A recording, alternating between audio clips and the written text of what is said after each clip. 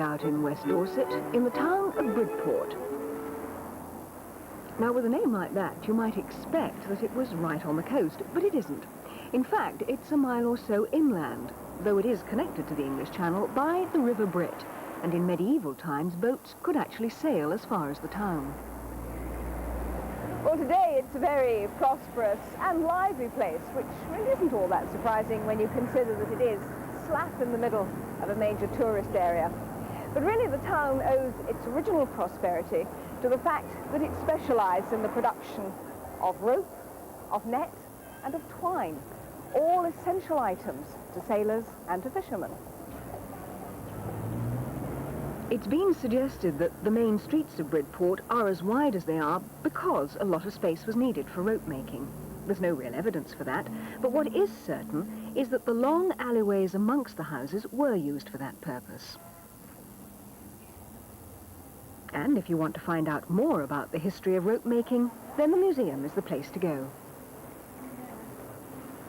Displays here illustrate how it all started with the Romans, who planted hemp in the surrounding valleys. Then how the rope trade, already in existence by the 13th century, was given a great boost by an order from King John to supply the navy. From then on, it went from strength to strength.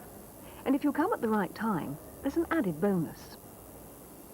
Well, Francis Sanctuary gives demonstrations of how the rope was made here in Bridport, traditionally, right up until about the turn of the century. And so we've got the wonderful old machinery here, Francis. Perhaps you can explain exactly what you do.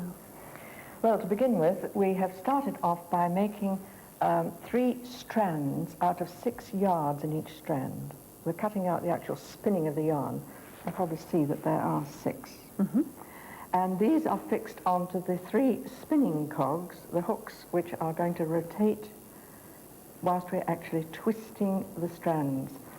And as we turn the handle, as Anthony turns the handle, the strand will twist in the opposite direction. Mm-hmm. And as the swivel at the other end is allowing it to go quite freely, then those 3 will twist again in the other direction to make the rope. This is sort of laid along what would have been an old rope This walk, would have been a isn't rope walk. We've got a very short piece of a rope walk. We've only got 1 skirder, which there would have been a line of skirders all along the walk, simply to keep it at a usual, easy working height. So it isn't You're dragged nice on the and ground. tall, so you'll be able to negotiate the skirder and lift this over it, because this is your weapon. This is the top, which is, if you have that way up, you'll see why it's called a top, I think. And that is going to guide the 3 strands and keep them nice and even. So in order to start it off, we must put the strands carefully into the grooves. We've got Harold at the other end there holding the swivel hook. Right. And you're going to face the way you're going. Put one hand on the top there, that's right, and keep them in that sort of triangle. Right. So can we start? Okay. Some nice twist, please.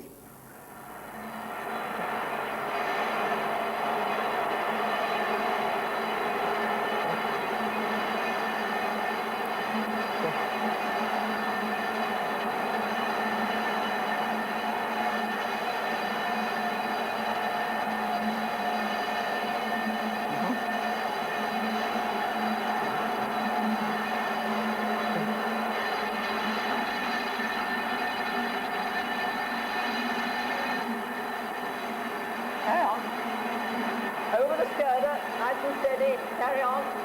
Now walk a little bit faster. Well done, faster. That's not a bad bit of rope. We'll see. Now, if you put the top down so that it doesn't smash, thank you. Right. Now we really see what sort of an apprentice you were. I would have been paid, Harold was telling me, all of nearly £2 a week for doing this. That's a beautiful piece of rope. Well done, well done. That's wonderful. Oh, yes. A few people would like to do that. Local folk have also made netting for centuries, and today mass production means that Bridport has the largest net-making business in Europe. You know, it's not really until you stop and think about it that you realise just how much netting we still use in our everyday lives. That, for instance, is a little piece of netting that you'd find on an aircraft. The seat in front of you would have that attached to it to take newspapers, magazines, and all those information booklets. Industry, probably the major user of netting now, fishing, of course, and sport. Every significant sporting event in the world has used nets made here in Bridport. The Olympics, the World Cup, snooker. Who can get away from that these days? A little snooker pocket, handmade here in Bridport, and tennis as well, of course. The nets for the Wimbledon Championship, made now by machine, but up until just a few years ago, the net for the centre court at Wimbledon was always handmade by Mrs. Harry Crabb, who lived in a village just outside the town.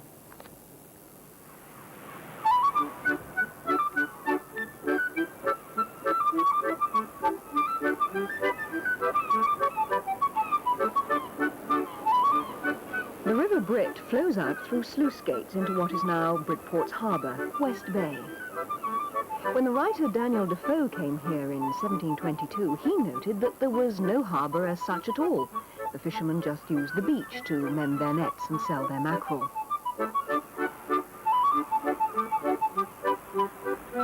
The harbour that was constructed 20 years after his visit is still in use, though now mainly for leisure activities, because West Bay has become a holiday resort.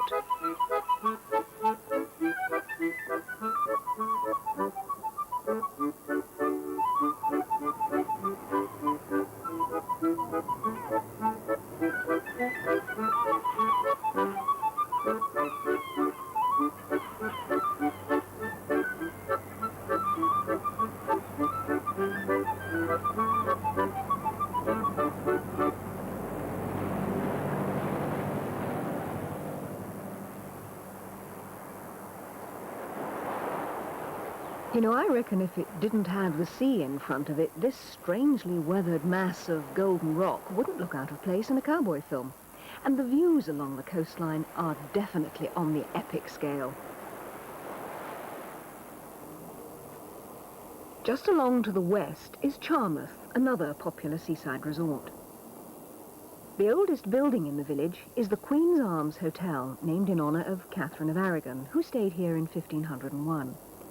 And there's a fascinating story behind the plaque that informs us that Charles II slept here. When Charles II was defeated by Cromwell at the Battle of Worcester, he decided, rather wisely, that it was time to leave England for the safety of France. And so he made an arrangement with a sea captain here in Charmouth to carry him across the Channel. And in order to do this, Charles disguised himself as a servant, travelling with a young couple who were supposedly going to elope. Well, the three arrived in Charmouth. They stayed at the hotel and waited for the captain to arrive. But he didn't come. It seems that the captain's wife suspected that her husband might be involved in something slightly underhand. And clearly she was no royalist, because after all, most people knew that Charles was somewhere in the county and was probably going to try and escape off this shore.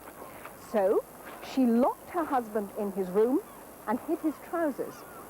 Well, meanwhile, the local blacksmith noticed that one of the three horses used by the travellers was shod in a way that was typical of Worcester, while the local ostler was slightly surprised when he saw that his three guests had left their horses saddled overnight in the stable. Well, their suspicions were aroused, so they informed the parson, who in turn told the magistrate, who then went to tell the captain of the local horse troop, who was stationed in a nearby village. Well, unfortunately, this was all so long-winded that by the time they were able to do anything about it, Charles had, as it were, made other arrangements and was safely on his way across the English Channel towards France.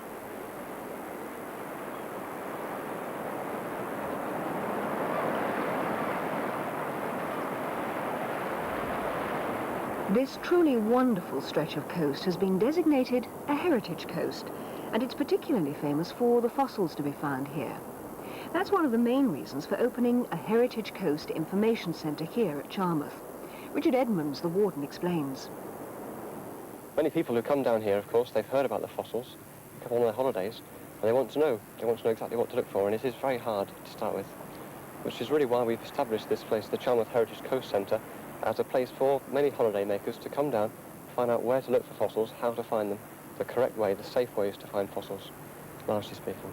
So what do you tell them when you come, when you say the safe way and the correct way? What is it? Well, many people are right. They know that the fossils come from the cliffs, and naturally they assume that's the place to look. The cliffs are the place to look, but unfortunately it is not. It's very, very dangerous to collect fossils in the cliff. As a general rule, you find very poor fossils, mostly squash fossils.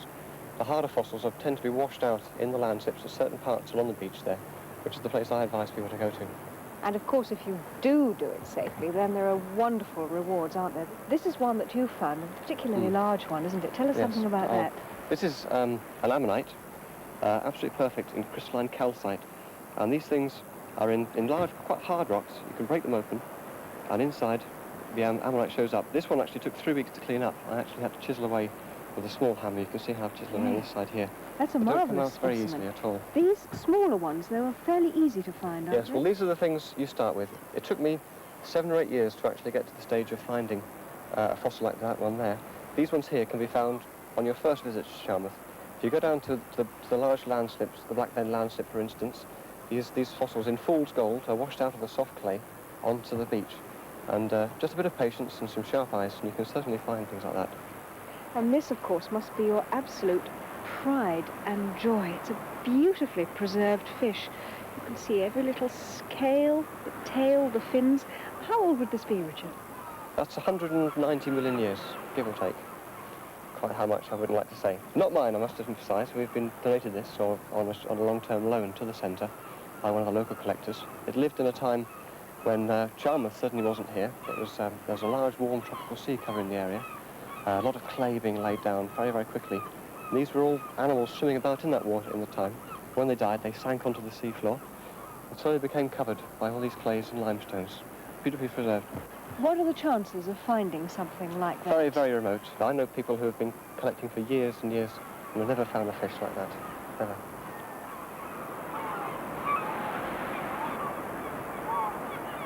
Just behind the cliffs, in the village of Morecambe Lake, there's an old established family business where visitors are invited to come and look around. It's run by the Moores family, who started as general bakers 130 years ago. But now production has been concentrated on biscuits, and they make anything up to 60,000 of them every day.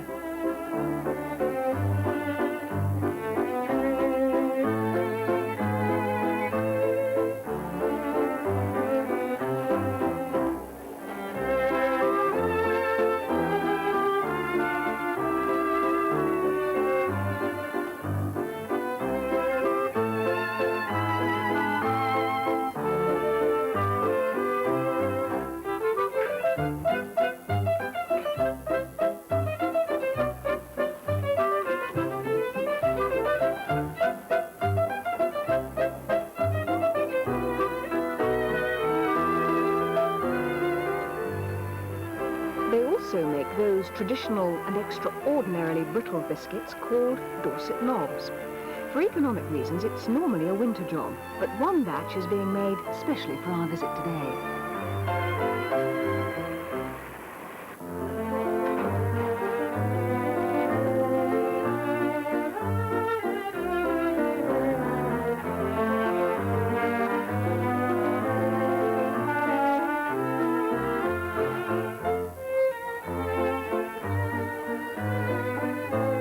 They have 3 separate bakings to make them extra crisp and brittle. So I don't quite understand why, after all that, they're traditionally eaten after being soaked in a cup of tea.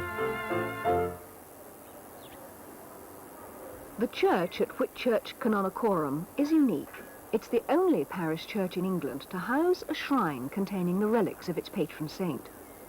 The saint in question is St. Witter, which is spelt W-I-T-E. But no one knows exactly who St. Witter was. The most popular theory is that she was a local woman who lived here in the 9th century. It's thought that she was something of a hermit or an anchoress. But apart from just spending her life in Christian prayer and contemplation, she also went out to visit and administer to the sick. Now, it's said that she was martyred by the Danes, who made a huge attack on this part of the coast in the year 831. Now, the evidence that supports this theory comes from the fact that King Alfred, whose life was dedicated to protecting Christians from the Danes, actually built a church on this very site, which he dedicated to St. Witter just a few years after that raid. And it's interesting that up there's a lovely carving of a Viking ship which could have come from an earlier Saxon church to be put into that medieval tower.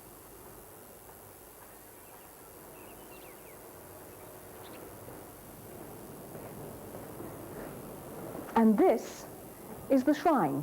It's made out of local stone, and a few years ago it cracked open just here, and for the first time it was possible to look inside. And in there they found a lead cask which had on it an inscription in Latin dedicated to St. Witter.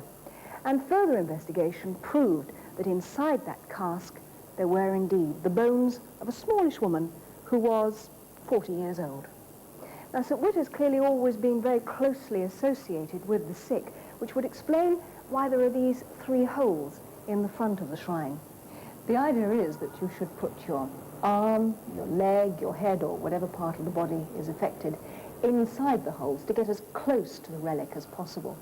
And if the person who's sick isn't able to come themselves, then they would send a representative bringing a handkerchief or a bandage, and that would be put inside close to the relic and then taken back and wrapped around the affected part.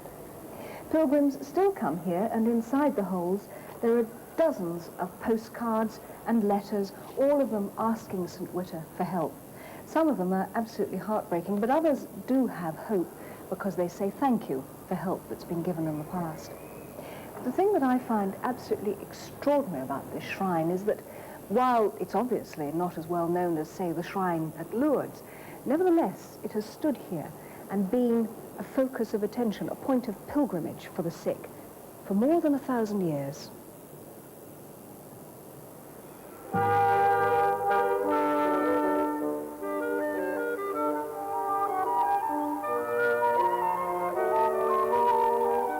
Parnham, near Beminster, is one of those country houses that has changed its appearance over the centuries.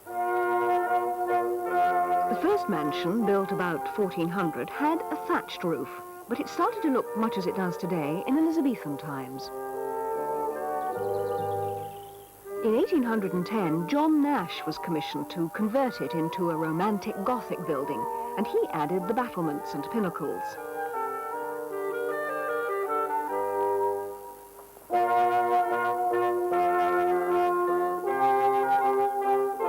Then in 1910, it was decided to landscape the gardens with terraces, balustrades, gazebos and water channels.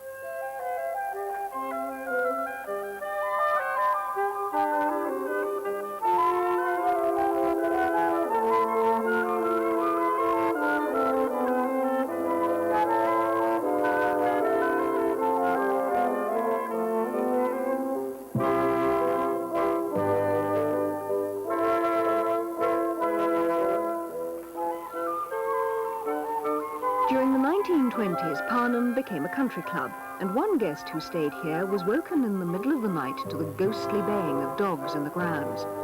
He was Sir Arthur Conan Doyle, and the incident inspired him to write The Hound of the Baskervilles.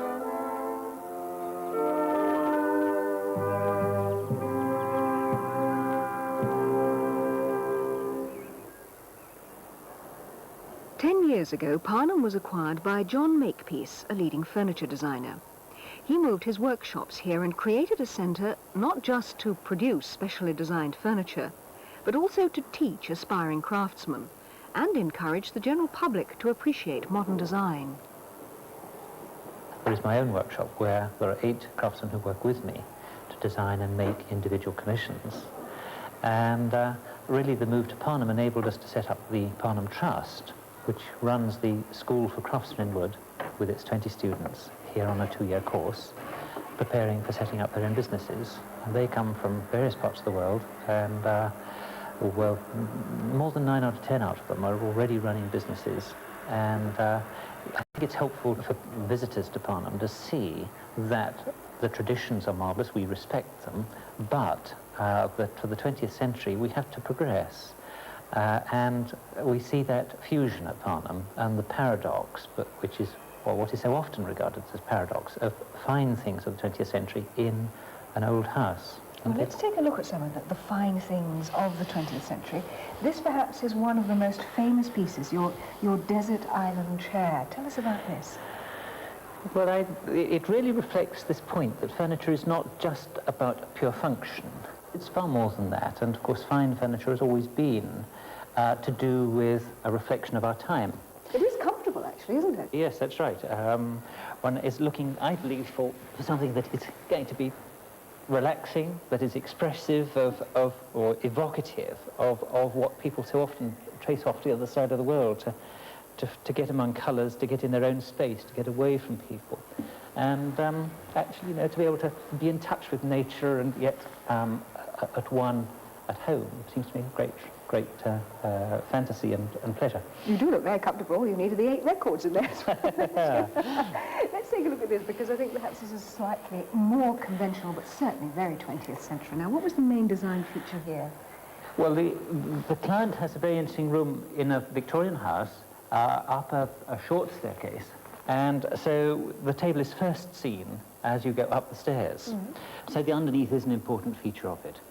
But also, in this case, we're trying to overcome this recurring question of how do you support a table with a central column of some kind that is more interesting. So in a case like this, we've worked with structural engineers to resolve how we can use wood, how it can be bent in a number of layers. So there are something like 18 layers in each of these elements, and then those connected to provide as a kind of bracing. So it's a three-dimensional cross-bracing to give us sort of strength and stiffness within that. And when you come to the top, again, this beautiful shape, using the grain so imaginatively. Yes, so it's a combination of tangential grain, what we sometimes call crown grain, and radial grain. So you get quite a contrast, showing the different characteristics that come out of timber from the same tree.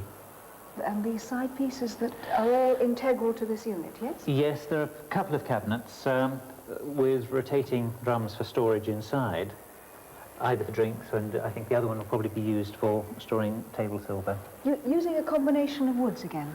Yes, externally we have the cherry wood and wengi from East Africa. The interior is entirely lined with bird's eye maple. Makes a fascinating dining room suite, doesn't it? And over there, a chair which I think is absolutely lovely. Can we go and take a look? Yes, should be. There's an ecclesiastical feel to this chair almost, isn't there? Yes, that really came from the fact that it was designed to go with a chess set, and the chess set was all made reflecting the form of the bishop's mitre. Wonderfully tactile piece of furniture. I mean, you just feel you have to touch these lovely curves. Right. And again, this looks as if it would be totally fragile, but it's very solid and very strong. Yes, this is nickel silver, used instead of cane.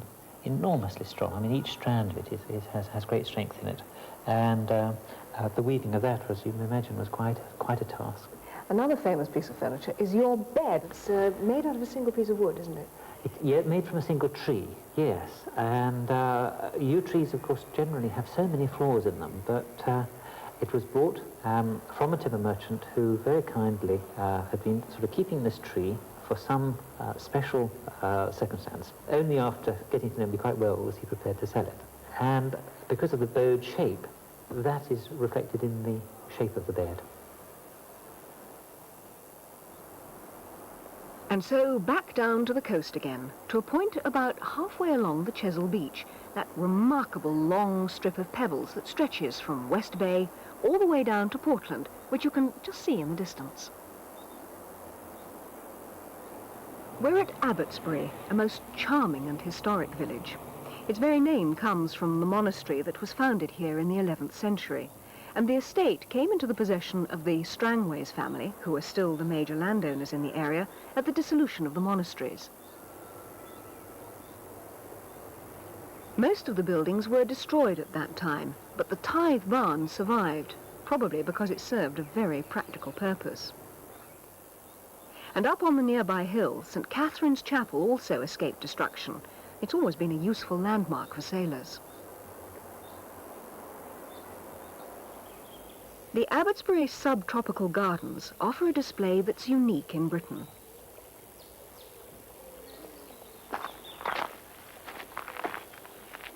This sheltered valley has been the home of a wonderful array of exotic and climatically vulnerable plants for more than 200 years.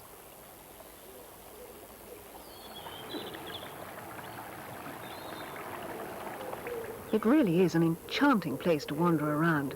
And not far away, there's another unusual sight to see. Just behind the high bank of the Chesil Beach lies what's called the Fleet, the largest lagoon in Britain. And here, at the Abbotsbury Swanery, you can find the only colony of managed swans in the world.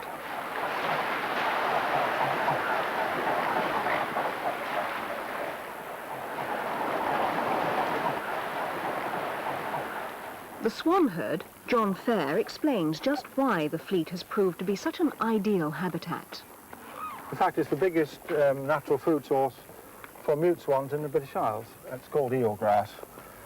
The water's shallow, no motorboats or sailing boats, one of the problems to swans in this country, and no power lines to fly into. Who wants to go anywhere else? Absolutely perfect, and they've been coming here for years, haven't they? Yes, our first record goes back to 1393, and they have actually been nesting on this site in the same way as they do now, but close together. It's a colony of mute swans where they nest cheek to jowl, which creates problems for the cygnets. The earlier ones to nest we actually take from the nest site. I mean, those stakes mark where the nests were. They have now been washed away by spring tides. We take a pair of swans from the nest, put their cygnets in a bucket. You know, you can get 10 cygnets in a bucket quite easily at that size. And we put the parents in there and then give them other ones to foster from other nests, but we don't actually take all the young off the other pairs. Every pair of swans that's nested here, which is 68 pairs this year, on a site which is only big enough for 6 pairs, actually will have a chance to rear some of their own cygnets. They don't all make it. Some do, some don't. You do feed them here as well, don't you? So shall we go on? Yep, we feed them here, but normally we don't. Of course, when they go round that corner, where those cormorants are sitting, then the rest of the time they are feeding on natural fruit and they have nothing to do with humans at all. They won't come anywhere near us, although they all know us. Well, let's make the most of it now, shall we? Yep.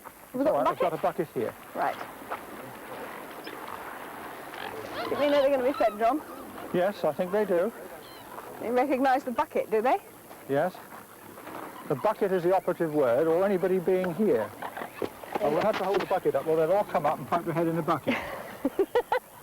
There are. So a scoop of it, just out onto the water? And spread it out as far as you can. Oh, lovely, that's smashing. That's right. Now go the other way. And the other way, right. There you go.